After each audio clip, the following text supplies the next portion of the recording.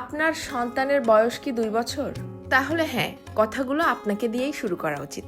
আপনি কি জানেন, আপনার সামান্য ছোট্ট ভুলের কারণেই আপনার সন্তান অবাধ্য এবং অকৃতজ্ঞ হয়ে যায়? 1 নাম্বার হচ্ছে, সন্তানকে কখনোই ধমক দিবেন না। সে কি বলতে চায় সেটা মনোযোগ দিয়ে শুনেন।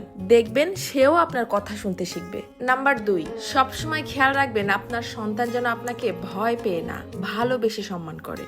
কারণ ভয় পেয়ে সম্মান করলে বিষয়টা দেখতে খুব মিষ্টি লাগলেও বয়সের সাথে সাথে একটা সময় ভয় কেটে যাবে। তখন আর ওই সামান্য সম্মানটুকু আর থাকবে না। নাম্বার 3, সন্তানের সামনে কখনোই রাগান্বিত বা উত্তেজিত হবেন না। তাহলে কথায় কথায় রেগে যাওয়া, উত্তেজিত হয়ে যাওয়াটাকেই কিন্তু তার কাছে স্বাভাবিক মনে হবে। ভুলে যাবেন না, আপনিই কিন্তু তার জীবনের সবথেকে বড় উদাহরণ। নাম্বার 4, নিজের স্ত্রীকে অথবা স্বামীকে এবং বাবা মাকে আপনি ঠিক যেভাবে ট্রিট করবেন, আপনার সন্তানও ঠিক সেভাবেই তার জীবনের মানুষগুলোকে ট্রিট করা শিখবে।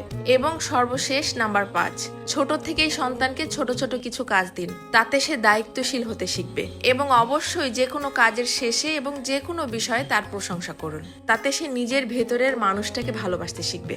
সর্বোপরি একটা বাচ্চার ছোট থেকে কি কি করা উচিত এবং কি কি করা উচিত না, এই বিষয়গুলো কিন্তু কখনোই আমরা তাকে মুখে বলে শেখাতে পারবো না। এটা অবশ্যই সে শুধুমাত্র বাবা মাকে দেখেই শিখবে।